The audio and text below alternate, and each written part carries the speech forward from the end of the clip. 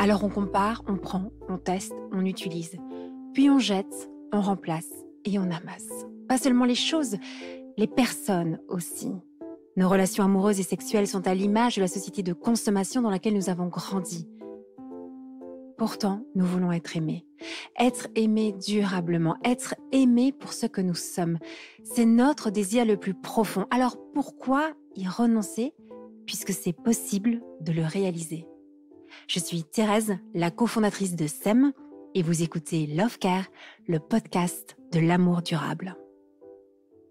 Elle aime son mari et son petit garçon, elle aime les ondes pleines, les grandes tablées, elle aime écrire, chanter, se baigner dans les rivières, manger les fruits sauvages, elle aime le parfum des roses et les tomates du jardin. L'harmonie, s'émerveiller de tout ce qui est beau. Bonjour Marion. Bonjour Thérèse. On a beaucoup de Marion à ce micro de SEM Love Care, donc une nouvelle Marion aujourd'hui avec nous. Marion, je suis ravie de te rencontrer, tu nous viens d'Orléans. Tout à fait. Voilà, j'aime bien aussi rencontrer des professionnels qui sont un peu partout en France et qui contribuent à leur façon à prendre soin de nos relations d'amour. Alors avant de commencer à parler du sujet qui va nous intéresser aujourd'hui, est-ce que tu pourrais un peu te présenter? Comment tu en es venue à prendre soin de nos relations d'amour, Marion? Avec plaisir Thérèse. Alors, moi j'accompagne les couples avec la méthode Imago depuis quelques temps. Une méthode que vous connaissez peut-être, si vous avez déjà écouté ces podcasts, parce que juste pour faire le lien, il y a Florentine Deloy-Wang qui a déjà parlé de la méthode Imago. Il y a aussi Claude Parisot qui nous en a parlé. Et alors toi, tu vas nous en parler aussi à ta façon. Ah, il y a une autre Marion qui nous a parlé aussi de la méthode Imago qu'elle met en place au sein des entreprises. Donc là, vous allez me dire, mais Thérèse, tu n'invites que des thérapeutes Imago. Oui, parce que je suis moi-même thérapeute Imago et que je trouve cette façon de faire extraordinaire. Mais ce que j'aime bien, c'est de savoir comment chacun la distille et comment chacun se l'approprie. Donc voilà pourquoi est-ce qu'on est avec toi aussi aujourd'hui. Donc, je reviens à mon écoute. Tu dis que tu es thérapeute Imago.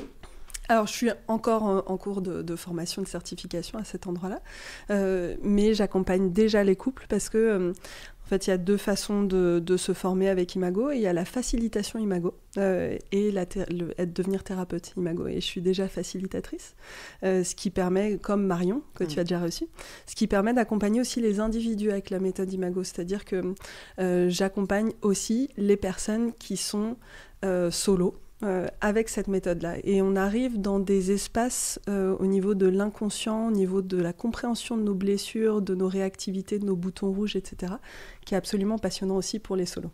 Donc voilà, pour les couples comme pour les personnes solo, c'est vraiment super. Il a toujours été thérapeute pour les célibataires ou les gens qui sont en couple? Non, avant, initialement, donc il y a plus de 10 ans, il y a une quinzaine d'années, je me suis formée à la naturopathie. Tu as commencé par être naturopathe. Tout à fait. Alors, raconte-nous pourquoi tu as voulu être naturopathe, parce que ça, c'est aussi un métier qu'on connaît à ce micro de SEM Love Care. Alors, on avait commencé la série de podcasts avec Lorraine Saint-Dicy, qui est naturopathe et qui parle beaucoup des méthodes d'auto-observation pour maîtriser sa fertilité. Cycle, etc. Là, je fais un peu du name dropping depuis le début, mais pour montrer un peu les liens entre les différents intervenants dans ce podcast. Donc ça, c'est le premier épisode. Et alors, toi, naturopathe comme elle, raconte-moi, comment est-ce que tu as eu cette idée de devenir naturopathe avant d'être thérapeute? J'étais assez jeune, j'étais en train de finir un master de complètement autre chose dans lequel je m'épanouissais pas. Et je me suis dit, Marion, qu'est-ce qui te rendrait heureuse tous les jours de ta vie qui ne ressemblerait pas à un travail, quelque chose que tu pourrais faire simplement. Et donc je suis partie du fait que moi, ce que j'aimais dans la vie, à ce moment-là, et que j'aime toujours d'ailleurs, parce que ça faisait partie de mes j'aime que tu as dit au début, là, ce que j'aime, eh bien, j'aime beaucoup recevoir des gens, j'aime faire à manger, j'aime créer un climat chaleureux pour les personnes, donc une notion de bien-être avec l'alimentation. Et avec l'alimentation saine. Et à cette époque-là, j'avais une vingtaine d'années et j'invitais des gens chez moi régulièrement pour faire manger, leur faire découvrir des choses plus saines. La naturopathie était absolument pas connue. Ah non, et puis à 20 ans, on ne mange pas vraiment des choses très très saines en général. Voilà. Ça devait être très atypique tes propositions. Voilà, c'était très atypique, très très atypique. J'ai fait découvrir le tofu à certaines personnes. C'était étonnant. À 20 ans, oui, c'est pas vraiment ça qu'on prend. Là, un bon McDo bien dégoûtant, mais voilà, la copine naturopathe qui faisait manger des bonnes choses. Donc tu as fait ça pendant pas mal d'années? Oui, j'ai fait ça. Finalement, je me suis formée et puis je suis devenue naturopathe. J'ai eu un cabinet à Paris pendant une dizaine d'années. J'ai beaucoup aimé pratiquer la naturopathie. J'ai écrit un livre qui s'appelle « Je me libère du sucre » qui est devenu un best-seller. Donc ma pratique de la naturopathie a très très bien marché. Et en même temps, je sentais que je m'essoufflais un peu parce que naturopathe, c'est éducateur d'hygiène de vie. Et donc, on explique aux gens comment manger, mais aussi comment avoir une hygiène de vie qui fait qu'ils sont en bonne santé, qu'ils se sentent bien. Et en fait, parler d'alimentation jour après jour, au bout d'un moment, je sentais que ça me fatiguait un peu et que j'avais besoin de renouveau. Et qu'en fait, moi, ce qui m'intéressait, ce qui m'a toujours le plus intéressé, c'est la question des émotions, de notre monde intérieur, la question de l'intime et la question des relations. La question des relations m'a beaucoup questionner moi-même dans ma vie personnelle. Et donc, pendant tout ce temps-là où je me suis perfectionnée grâce à la naturopathie, dans ma posture de thérapeute, j'ai appris à écouter les gens, j'ai appris à les accompagner, etc. J'ai aussi vécu plein de choses d'un point de vue amoureux qui m'ont fait avancer énormément. Je dirais que le couple, c'est ce qui m'a fait le plus avancer dans ma vie. Parce que on va pas se mentir, c'est quand même pas l'endroit le plus facile, c'est quand même un challenge. J'aime bien, tu as une façon de positiver. J'ai vécu beaucoup de choses et puis ça m'a fait avancer. J'aime beaucoup cette façon de voir une partie de sa vie qui a dû être bien intense. Oui, c'est ça, et notamment, mais là, tu le vois positivement. Voilà, notamment dans la relation avec François, qui est mon mari actuellement. Ça fait 11 ans qu'on est ensemble et on est passé par beaucoup de choses différentes et notamment beaucoup de crises, beaucoup de moments compliqués. On a été vraiment... loin, dans des endroits pas simples. Et en fait, ça m'a énormément fait bouger moi-même. Et puis, ça a fait bouger notre couple. Et c'est chouette de voir qu'on peut passer par un début très compliqué et arriver à un couple sain, serein, durable. Voilà.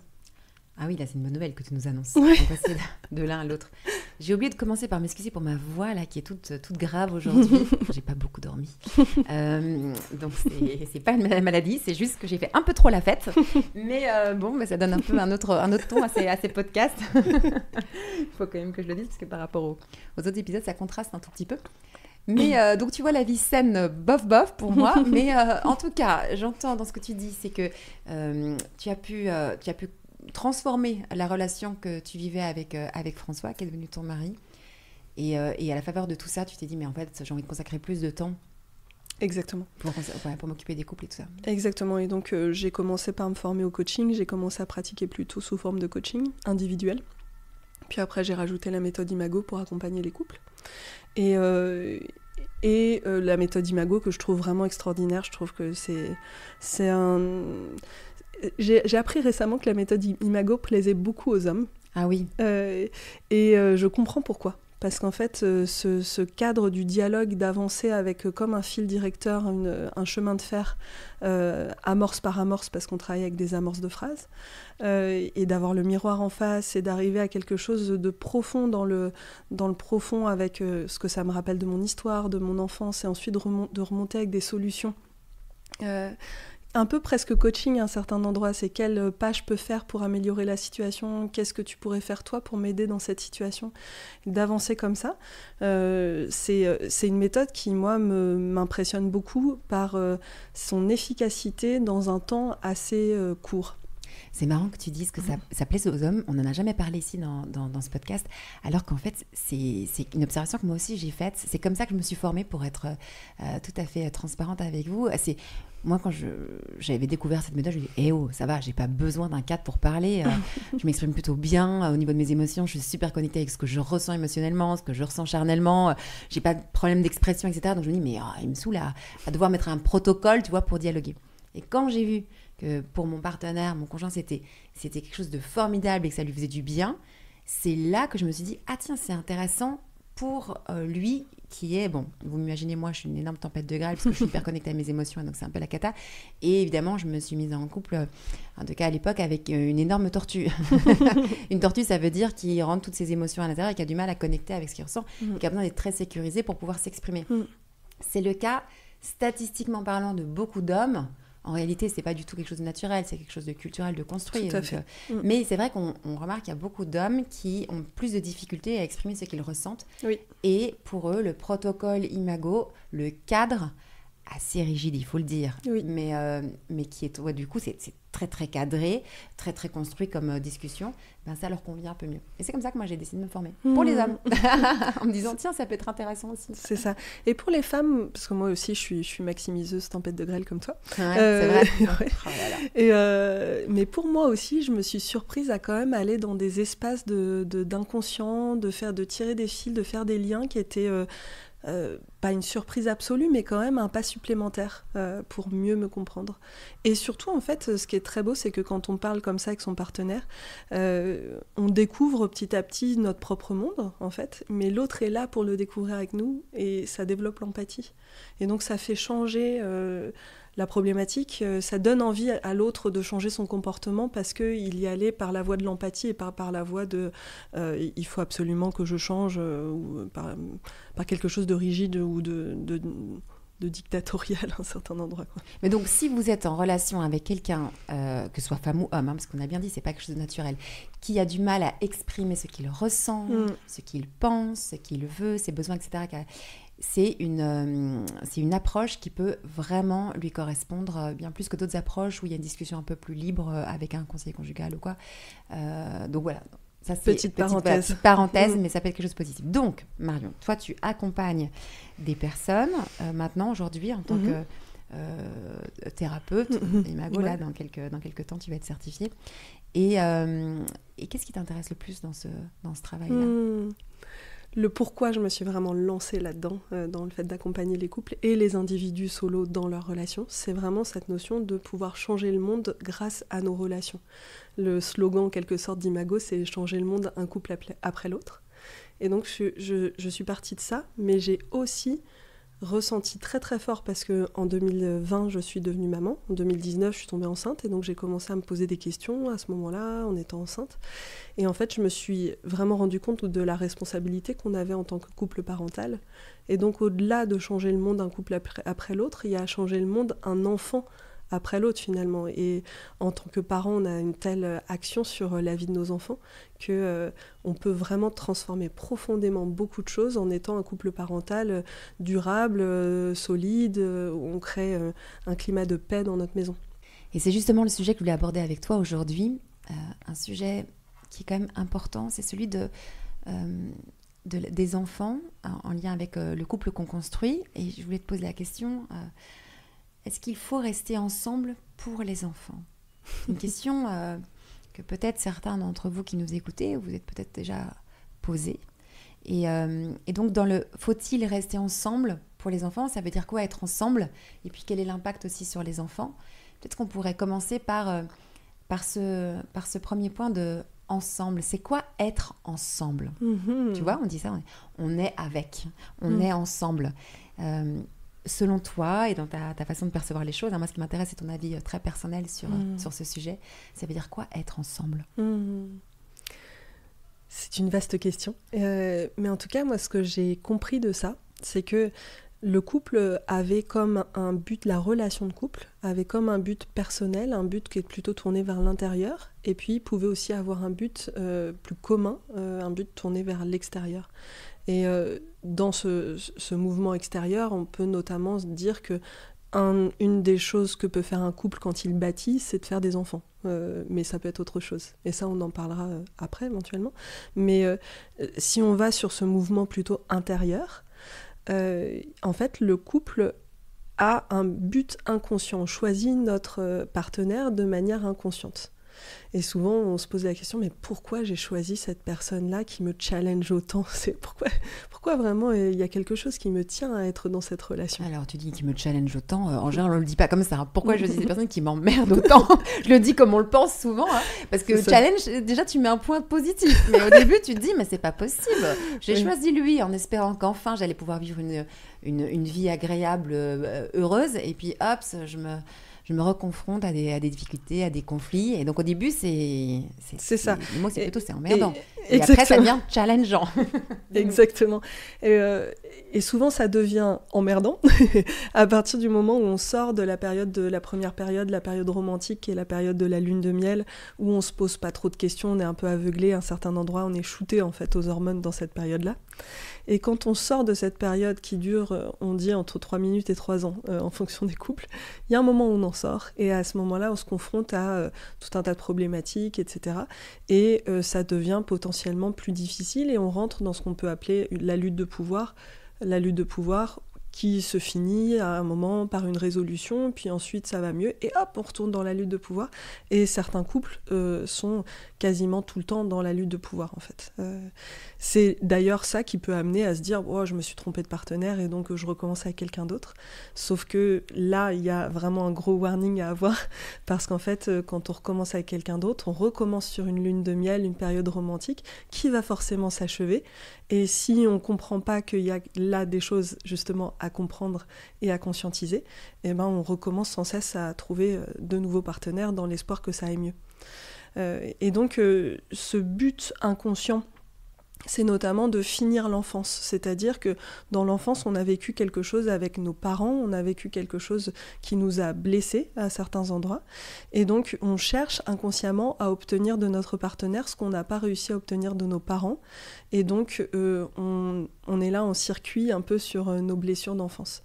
Et en plus, souvent, on choisit un partenaire qui ne nous ressemble pas en certains aspects.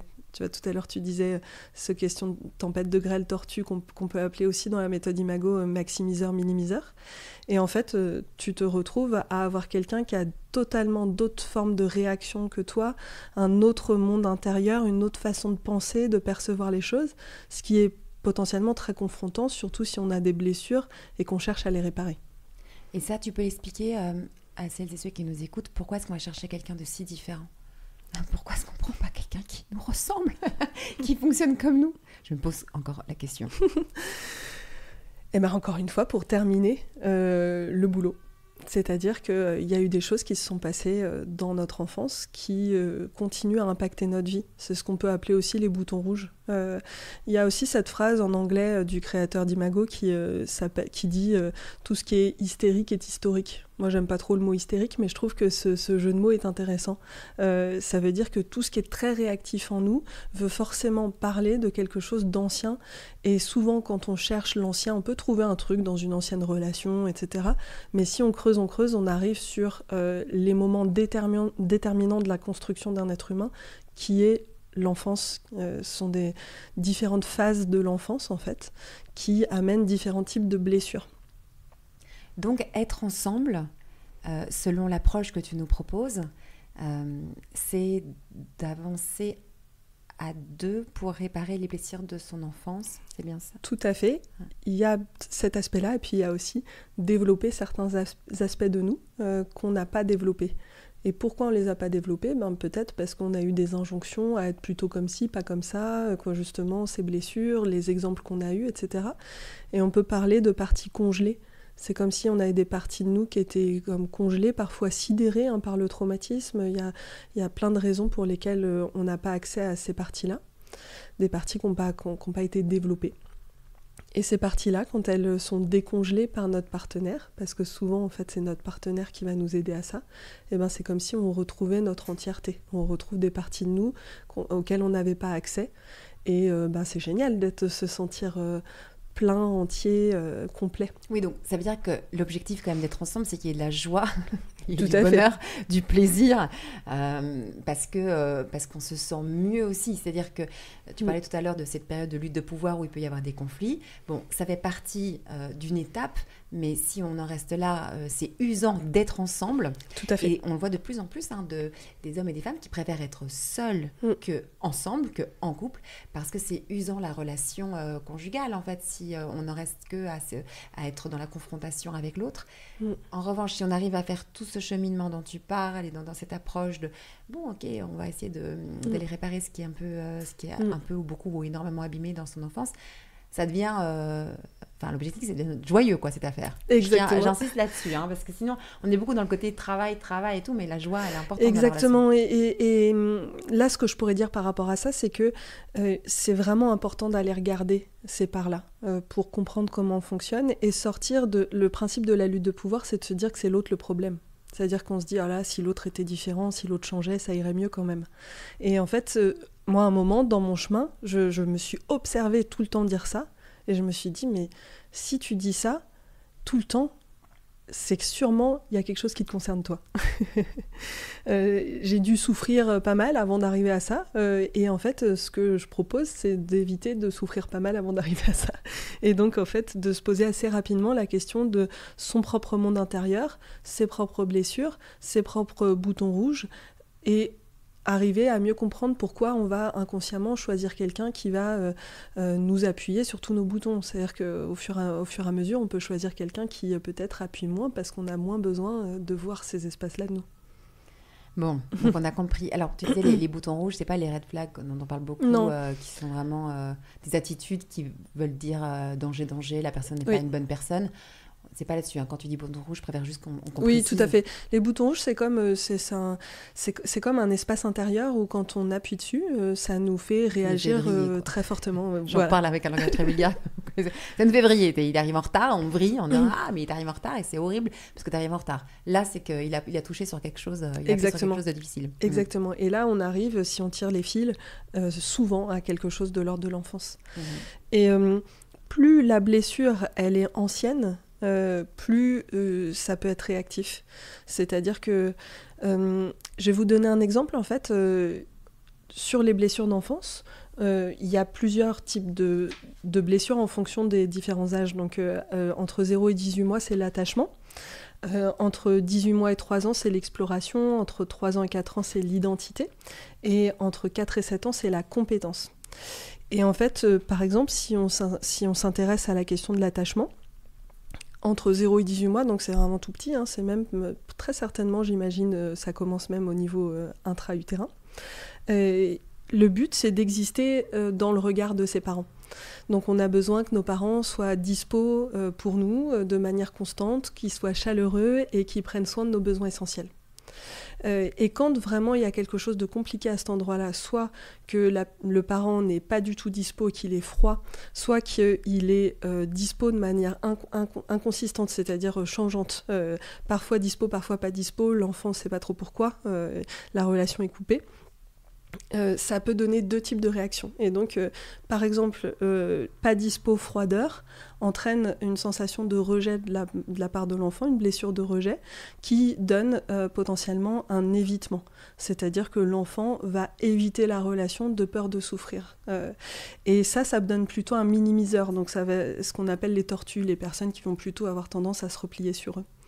Et puis quand le parent va être dispo de manière irrégulière, il donne de l'amour et puis tout d'un coup il en donne plus ou il n'est pas disponible, ça donne plutôt une blessure d'abandon. Et quand on se sent tout d'un coup abandonné, on a reçu de l'amour, mais hop, on ne le reçoit plus. Et ben là, l'enfant va plutôt développer une stratégie de s'accrocher. Donc vraiment être demandeur du parent, venir sur le parent, dire intéresse-toi à moi, intéresse-toi à moi. Et adulte, ça donne un maximiseur. Ça va plutôt être quelqu'un qui va s'énerver, qui va aborder les problèmes tout de suite, qui va faire ce genre de choses, dans le but, les deux, de préserver la relation. Et donc, c'est très intéressant de comprendre ça, parce qu'une blessure au stade de l'attachement entre 0 et 18 mois, ça vient impacter vraiment la notion d'existence. Ça veut dire qu'une personne qui est blessée à cet endroit-là fort, hein, parce que là, quand je dis ça, vous pouvez peut-être tous vous dire, bah oui, mes parents, ils ont sûrement pas été dispo tout le temps, mais en fait, il faut que ce soit répété régulièrement de telle sorte que l'enfant en tire une conclusion. Et donc, si on a vécu de manière très répétée la froideur ou la non-disponibilité ou l'irrégularité, ça donne ces blessures-là. Et donc, ça va carrément jusqu'à remettre en question l'existence de l'enfant et l'adulte aussi. Donc là, j'ai eu un exemple justement dans un accompagnement individuel d'une personne qui me parlait d'une relation qui n'était même pas sa relation de couple, qui était une relation avec une femme avec qui elle pouvait potentiellement travailler. Et elle comprenait pas pourquoi cette relation la challengeait autant, pourquoi c'était si difficile. Et je lui ai proposé de faire un dialogue imago avec moi. Donc je lui ai proposé les amorces, je lui ai fait le miroir et on est descendu comme ça dans son inconscient. Et elle arrivait sur une image d'elle à environ 18 mois, très petite, assise dans le lit entre ses deux parents qui dormaient et qui n'avaient pas l'air d'être avec elle. et cette sensation très très forte d'être seule, complètement seule au monde, de rien comprendre au monde, pourquoi est-ce que le monde ça marche comme ça, etc. Et quand elle a décrit sa mère, c'était quelqu'un de froid, de plutôt pas disponible, etc. Et donc, en fait, quand elle se retrouve dans cette situation, qui se rejoue aussi avec son mari, ça se rejoue avec son mari et pas mal de relations professionnelles, etc., et ben, ça vient vraiment toucher une part d'elle c'est carrément très difficile à vivre parce que ça touche à l'existence, à sa valeur même sur cette terre. Est-ce qu'il y a de la valeur à être incarnée sur cette terre, dans cette vie-là ? Et on se dit, là, la situation, elle n'était pas si grave avec cette femme-là. Et elle comprenait pas pourquoi ça l'activait autant.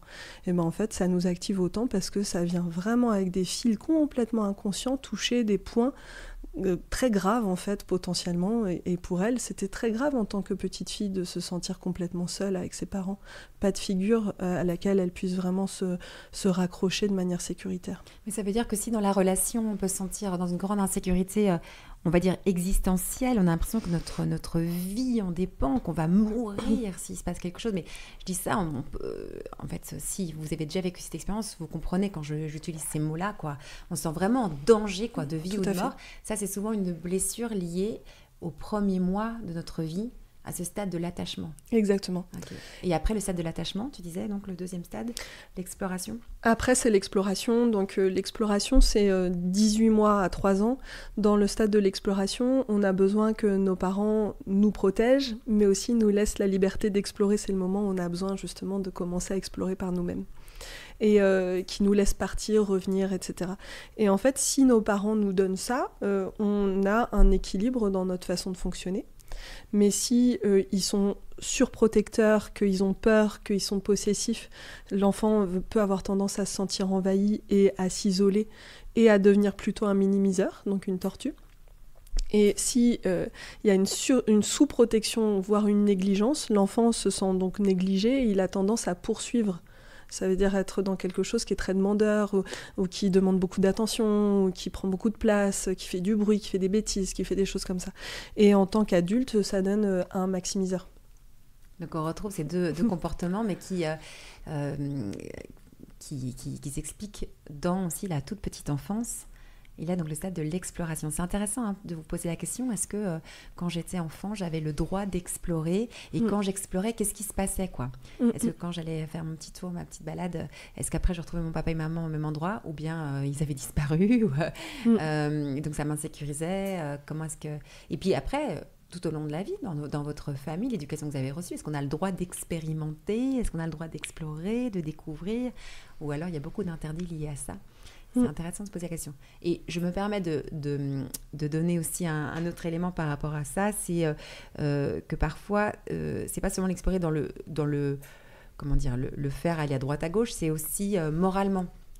Il peut y avoir beaucoup d'injonctions morales. Tu n'as pas le droit de faire ça, c'est pas bien, c'est pas bon pour toi. Enfin voilà, toutes les injonctions qui nous font un peu, qui peuvent aussi beaucoup nous coincer. Et voilà, parce que je sais que peut-être que certains qui nous écoutent, ça va les concerner, mais dans l'adolescence, ou c'est une période aussi où on va explorer, de se dire, non, j'ai pas le droit d'avoir des petits copains, ou le droit d'avoir des petites copines, parce que c'est pas bien moralement, etc., ou pas le droit d'expérimenter des choses au niveau de ma sexualité, de découvrir le plaisir sexuel par moi-même. Enfin, il y a beaucoup d'injonctions comme ça qui peuvent être liées à ces phases d'exploration. Voilà, je ferme la parenthèse, mais pour dire que cette phase d'exploration, elle est importante.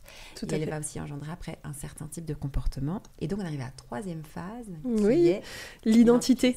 Ouais, l'identité entre 3-4 ans, le but c'est de s'affirmer en tant que soi-même. Et donc ce que les parents peuvent faire, c'est de refléter nos identités, donc c'est-à-dire valider nos expressions du soi, c'est-à-dire avec une façon claire de le dire, c'est aider l'enfant à apprendre qui il est et lui dire quand il exprime une part de sa personnalité, dire « Ah, je vois que tu es », mettre des mots dessus, le valider, etc.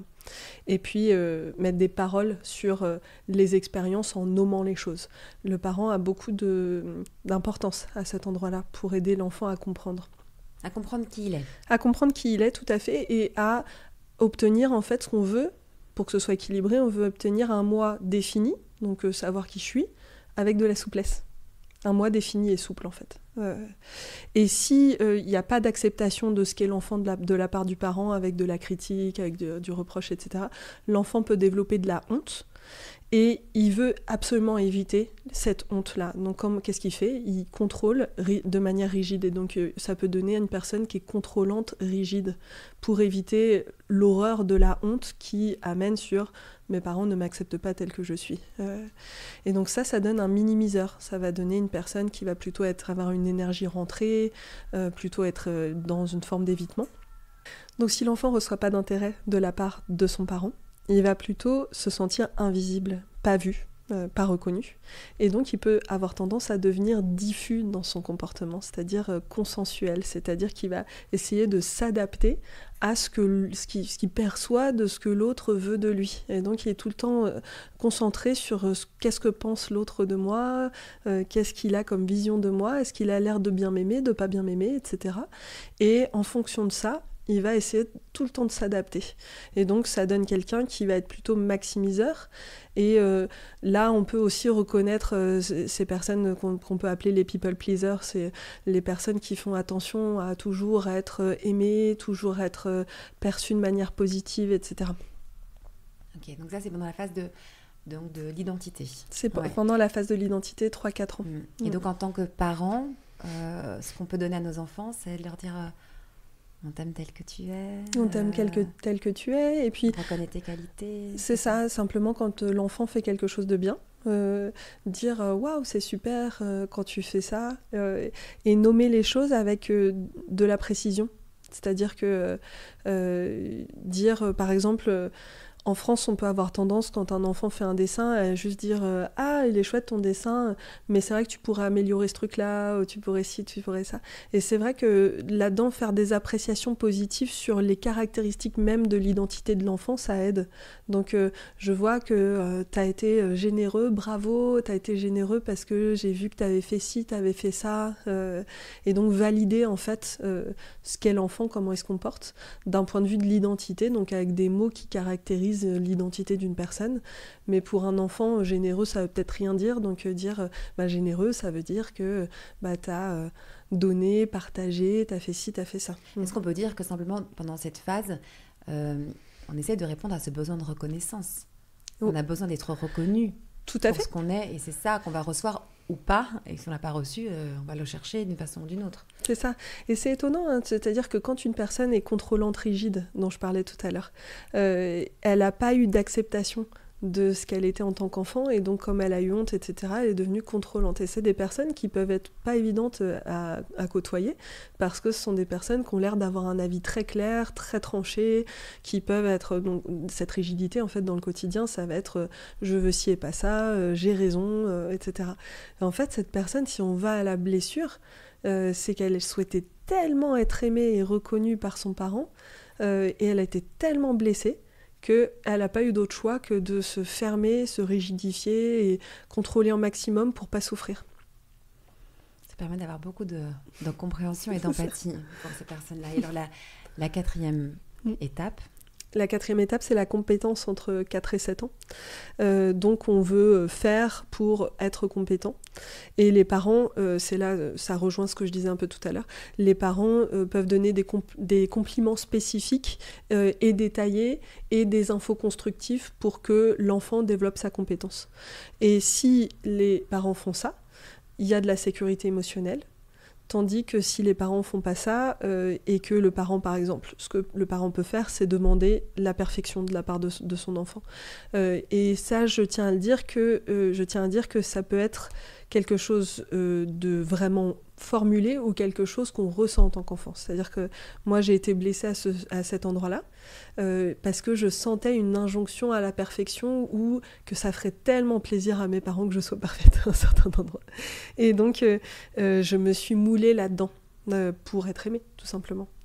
Et en fait, ça donne la peur de l'échec et ça donne un côté compétiteur.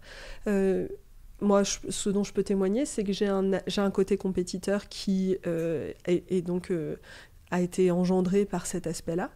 mais que ça m'a amené, parce que j'avais tellement peur, ça m'a amené dans ma vie, par exemple, d'enfant, à être complètement tétanisée quand il y avait des examens, des contrôles. Ça m'a même amené à tricher, à copier sur ma voisine, à ce genre de choses, parce que j'étais dans l'insécurité totale de rater, en fait. On peut dire aussi que dans cette phase-là, il va y avoir ou pas l'autorisation à être brillante ou brillant, à réussir, alors quand je dis même brillant, moi je sais que ça c'était un interdit dans ma famille, il ne fallait pas être brillant, il fallait être rayonnant, pas brillant. Alors attention, la nuance, oh là là. Parce que y avait l'idée, c'est comment est-ce qu'on a en fait, on a le droit, on comprend qu'on a le droit de pouvoir développer son plein potentiel, quoi, de réussir. Je dis ça parce que je sais qu'il y a beaucoup de femmes en particulier, mais aussi d'hommes, qui ne s'autorisent pas à réussir les projets qu'ils ont, à briller ou à rayonner dans ce qu'ils font. Comme si on n'avait pas trop le droit d'être très, très compétente dans quelque chose. Alors du coup, on va s'auto-saboter pour ne pas se mettre dans toute sa puissance d'une certaine façon. Mais ça se construit aussi à cet âge-là, quoi. C'est ça. En fait, là, ce que tu es en train de nommer, ce sont pas forcément des blessures, mais plutôt des injonctions en fait parentales, des choses qui sont d'ailleurs souvent transgénérationnelles, c'est-à-dire que c'est des histoires de famille, en fait, tout ça c'est les fardeaux familiaux qu'on se traîne, et donc il peut y avoir une blessure en lien avec ça, et il peut y avoir simplement une injonction, c'est-à-dire que tu dois te mouler d'une certaine manière. La demande de perfection, elle est particulièrement blessante parce que c'est impossible d'être parfait, et donc dès que tu vois que t'as pas été parfait, t'as peur, tu vois la déception dans le regard de tes parents, donc c'est très difficile à vivre. C'est comme ça que des enfants se retrouvent avec une pression sur les épaules pas possible et quelque chose qui les empêche d'être dans la joie et de profiter de leur enfance sereinement. Alors si je refais le fil de notre discussion, on a commencé avec cette question... faut-il rester ensemble pour les enfants ?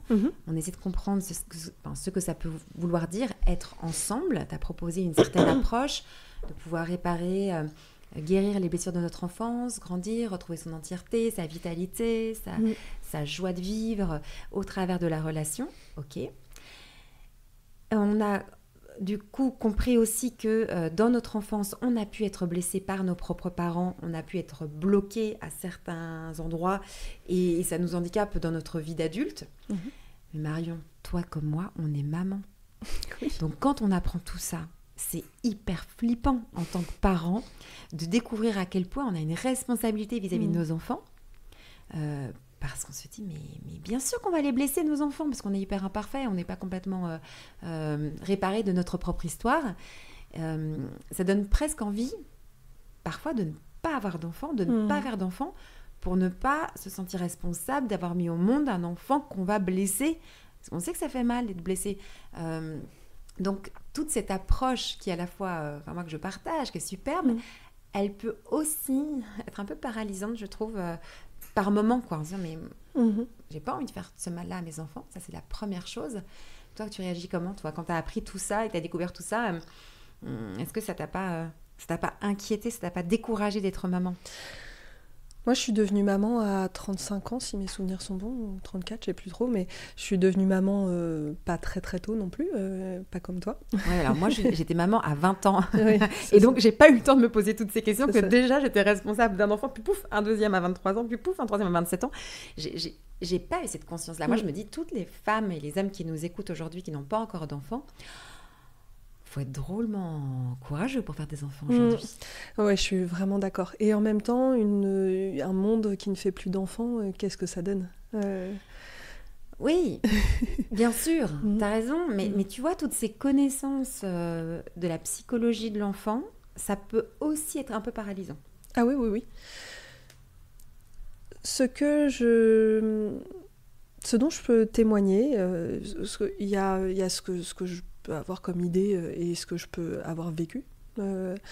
Moi, j'ai vécu une première partie de vie où en fait j'avais vraiment besoin de guérison et je me sentais pas prête à être mère, et même j'avais de la colère avec les injonctions, à l'idée de faire comme ma mère qui s'était beaucoup dédiée à ses enfants sans construire beaucoup sa vie à elle, même si elle a obtenu beaucoup de joie et de satisfaction dans le fait d'être mère, mais aussi de la frustration que j'ai ressentie. Et puis toutes ces histoires en lien avec la construction du couple où les tâches sont réparties d'une certaine manière que je trouvais pas très juste, etc.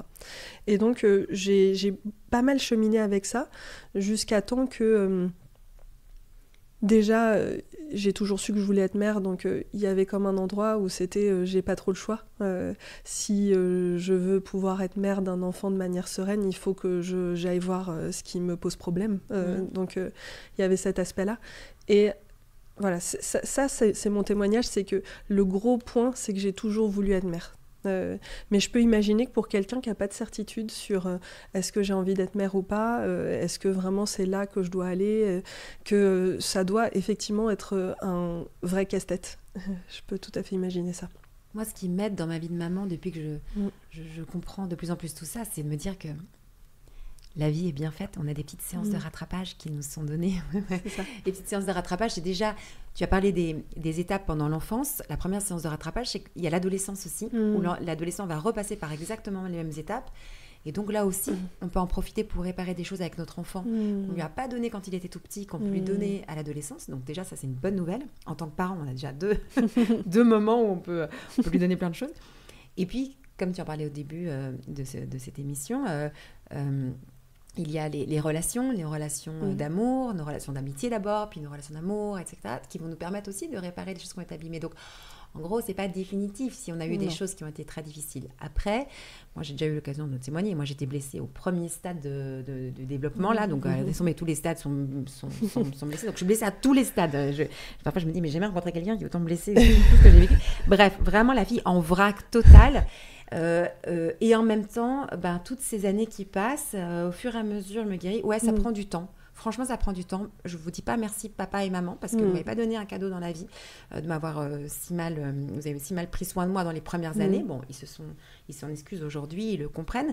Mais bon, on est quand même capable de passer ces étapes-là et au fur et à mesure de nos relations, qui sont des relations après qui peuvent s'arrêter, etc., on peut commencer à se guérir. Et le plus important, je crois, c'est quand même d'être en chemin et de se dire qu'heureusement, on a toute une vie pour retrouver notre pleine vitalité et notre entièreté, quoi. Donc voilà, c'était la petite... Moi, c'est la petite leçon d'espérance. Moi, je continue quand même à le penser et en même temps, je trouve ça quand même très flippant de faire des enfants quand on sait tout ça et quand on voit notre responsabilité. Et ça me permet aussi de te poser cette question-là.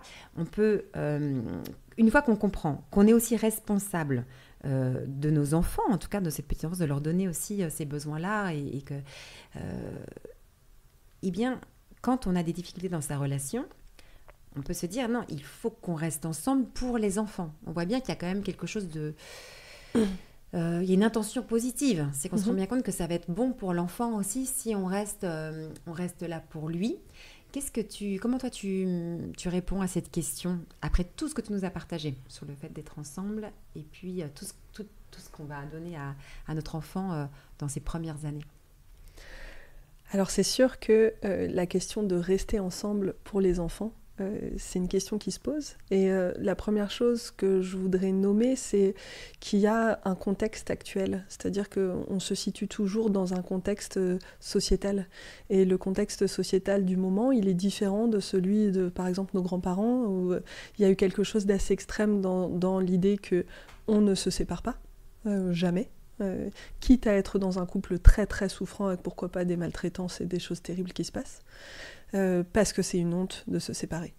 Et là, je trouve qu'à un certain endroit, on est passé par un temps où on est allé dans un extrême inverse, où on est carrément dans...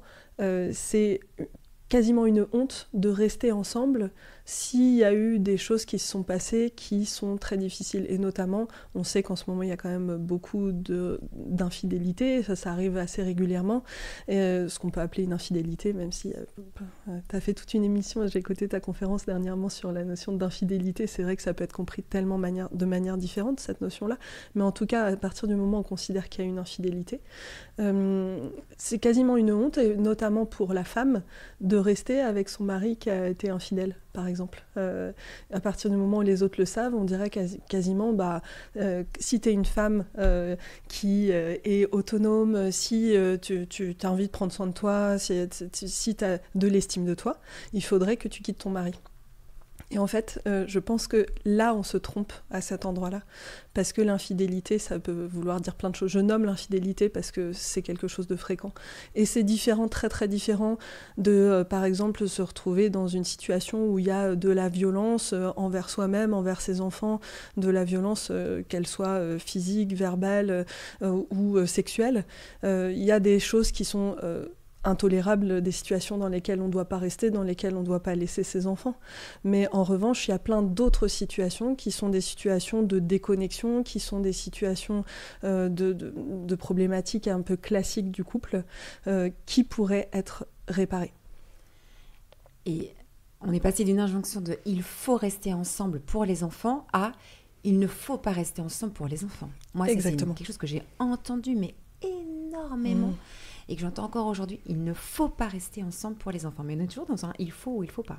Exactement. On se retrouve à nouveau avec une injonction qui est une injonction qui est venue aussi avec tout un tas de mouvements, et notamment le mouvement féministe qui a plein d'aspects hyper positifs, et puis qui a aussi cet aspect-là, parce que je vois que ça touche vraiment particulièrement les femmes, les hommes aussi, hein, mais les femmes sont très très impactées par des injonctions en ce moment.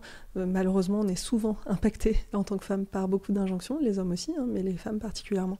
Et donc cette notion de rester ensemble, je pense que avant de décider de se séparer, il y a quand même beaucoup de choses à faire. Et on en vient à quand même cette idée-là, cette idée de base. Moi, j'ai vraiment pas envie de culpabiliser les gens par mon discours. Et puis, je sais que toi non plus, Thérèse, c'est vraiment important que les personnes qui se sont séparées, qui sont déjà passées par des divorces, des séparations avec des enfants, parfois on fait ce qu'on peut et la vie est pas si simple que ça. Et voilà. Mais à partir du moment où, par exemple, si en ce moment vous êtes dans une situation où vous vous dites est-ce qu'il y a vraiment du sens à rester ensemble si vous traversez une période de crise, etc., il y a vraiment des choses à faire. Et même quand on se dit que c'est désespéré, qu'il n'y a plus rien à faire, eh ben, moi je peux témoigner qu'on peut remonter vraiment une situation désespérée et l'amener vers une situation vraiment chouette, vraiment sympa. Je pense aussi que quand on vit des périodes très difficiles dans sa relation, on peut se demander pourquoi je vais encore faire des efforts pour essayer de sauver ce lien, ça vaut plus la peine. Et il reste souvent cette question de les enfants. Comme on a cette injonction aujourd'hui de dire il ne faut pas rester ensemble pour les enfants, c'est comme si c'était un mauvais ressort pour aller travailler sur son lien, sur sa relation. Et moi, je suis fondamentalement pas d'accord avec ça. Je pense qu'on peut, à des moments de sa vie, trouver la force de réparer la déconnexion qui s'est opérée dans sa relation. On la trouve, cette force, grâce aux enfants qu'on a eus ensemble. C'est pas mal en soi. Peut-être que c'est problématique si on ne reste ensemble que pour les enfants. Mais que le fait qu'on ait eu des enfants me donne la force d'aller voir un thérapeute, d'aller me donner la force d'aller faire ce travail sur moi-même ou ensemble, moi je trouve ça tout à fait louable. Qu'est-ce que tu en penses quand je dis comme ça ? Je suis vraiment d'accord avec toi. Et vraiment, j'en reviens à cette question de la responsabilité. On a fait des enfants, maintenant qu'ils sont là. Qu'est-ce qu'on fait, en fait ? Et se rappeler qu'un enfant, de toute façon, veut que ses parents soient ensemble. Et que rester ensemble dans de très mauvaises conditions, très délétères, et ne rien faire et laisser son couple complètement déconnecté, c'est quelque chose qui va être délétère pour l'enfant. Mais se séparer, c'est pas ce que veut un enfant. Un enfant veut jamais que ses parents se séparent. Et forcément, on va lui demander de beaucoup s'adapter dans un contexte où on va être séparés, on va avoir 2 maisons potentiellement, il va avoir potentiellement d'autres personnes dans la vie de ses parents respectifs. Et ça, c'est quand même beaucoup de demander à l'enfant. Alors, l'enfant a beaucoup de ressources, l'enfant s'adapte à plein de choses, mais s'il peut avoir ses 2 parents ensemble, c'est quand même... je pense, ce qui l'épanouit le plus. Mais tu vois, aujourd'hui, quand on parle des relations, de la séparation, on n'envisage toujours que 2 options. Soit on reste ensemble et on se dispute tout le temps et donc c'est pas bon pour l'enfant, ou alors il y a la séparation et puis l'enfant, il va faire comme il peut dans cette séparation. Mais ce que toi tu peux dire, moi aussi, par nos métiers, c'est qu'il y a quand même une 3e solution, c'est qu'on peut essayer de réparer la relation et faire en sorte que ça se passe bien pour les enfants aussi. C'est-à-dire que on peut quand même aller jusqu'au bout de ce qu'on peut faire pour essayer quand même de réparer le lien quand il est abîmé. Et pour que les enfants puissent quand même vivre dans un foyer heureux et joyeux. Il n'y a pas 2 options, il y en a une 3e qui fait qu'on arrive à faire en sorte que ça se passe bien, quoi. C'est ça. Et c'est une option qui demande beaucoup de courage. C'est quand même, il faut le dire, parce que si ça induit d'aller regarder des blessures d'enfance, parfois on préfère vraiment ne pas y aller et continuer pareil, en fait. Mais... parce qu'inconsciemment, on sait que quand on va aller faire une thérapie de couple, il y a toujours une partie de nous qui se dit « Waouh, qu'est-ce que je vais toucher du doigt ?» Et si on n'est pas allé à cet endroit-là, on peut vraiment avoir peur, en fait, et avoir des réactions de fuite par rapport à ça. Donc si vous voyez faire ça, déjà, c'est très normal et compréhensible. Hein.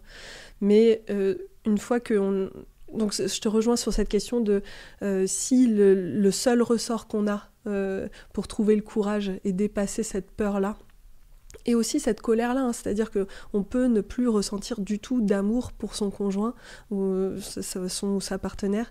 On peut vraiment se dire c'est fini, je ne ressens rien, il n'y a plus rien entre nous. Et ça, on peut vraiment... je peux témoigner par les couples que j'ai vus, mais aussi par ma propre histoire. Je peux témoigner que vraiment, il peut y avoir de la réparation, il peut y avoir de la reconnexion, il peut y avoir ce sentiment d'amour qui revient. C'est pas parce qu'on ne le ressent plus qu'il peut pas naître à nouveau. On peut avoir des moments où la lune de miel revient à nouveau dans le couple. C'est tout à fait possible. Donc on dirait que, pour répondre à la question, faut-il rester ensemble pour les enfants, c'est pas de rester ensemble pour eux, on reste ensemble pour grandir, retrouver sa pleine vitalité, sa joie, son entièreté, pour terminer ce... Comment tu disais terminer l'enfance. Terminer l'enfance, ouais, c'est ça. Donc là, on reste ensemble pour terminer l'enfance et retrouver vraiment sa pleine vitalité. J'insiste sur la question de la vitalité parce que pour moi, c'est très important de remettre de la... Voilà, l'objectif, c'était de vivant, quoi. C'est ça, au travers de cette relation d'amour. Donc on reste ensemble pour ça, mais que les enfants qu'on a eus ensemble peuvent nous donner la force de parfois traverser les périodes plus arides par lesquelles on peut passer. C'est ça. Les enfants peuvent nous aider à ça, tout à fait. Et c'est pas mal que les enfants nous aident à ça. Non. Moi, je trouve que je me permets de le redire, c'est pas mal en soi. Et ça peut aussi nous permettre de dépasser le sentiment un peu de honte qu'on peut avoir quand il y a eu une épreuve très forte dans la relation et que la tendance actuelle est de dire il t'a fait ça, elle t'a fait ça, il faut s'arrêter tout de suite pour gagner un peu ta dignité. C'est ça. Voilà. Ça te parle, ça, quand on dit... bah oui, tout à fait. Et puis, je pense qu'il peut même y avoir un endroit où quand on dépasse ça et que du fait de l'épreuve, on se met vraiment en marche dans son couple, qu'il y a quelque chose qui change. Et là, je veux faire une petite parenthèse pour toutes les personnes qui sont un peu désespérées parce qu'ils ont l'impression que ça va pas être possible d'amener leur partenaire en thérapie, qu'on peut vraiment bien avancer en solo aussi. C'est-à-dire qu'on peut faire vraiment bouger une relation si on avance déjà sur sa partie à soi. Donc n'hésitez pas, si vous êtes coincé vous avez fait la demande à votre partenaire de faire une thérapie de couple et puis l'autre ne veut pas. Vraiment, on peut déjà transformer beaucoup les choses rien qu'en travaillant sur soi. Donc ça, c'est une parenthèse. Et je sais plus ce que je disais. Non, mais en fait, c'est important ce que tu dis là, parce qu'on peut le ressentir au fond de soi. Je voudrais avancer. Et donc, on peut déjà le faire soi. Donc ça, c'est très, très important ce que tu dis. Et donc, quand c'est difficile, et si maintenant, vous voyez plus trop de raisons d'espérer, mais vous avez 1, 2, 3, 4 ou plus enfants ensemble, et vous dites, quand même, pour les enfants, ça va être difficile. Et en fait, je vais vous dire aussi très égoïstement, pour vous, d'être séparés des enfants, je l'ai déjà dit plusieurs fois, mais dans la séparation, on se sépare aussi de ses enfants, parce qu'on les a plus en permanence. Donc, un Noël sur 2, t'es toute seule, quoi. Enfin, t'es sans tes enfants. C'est quand même rude, hein, tout ça.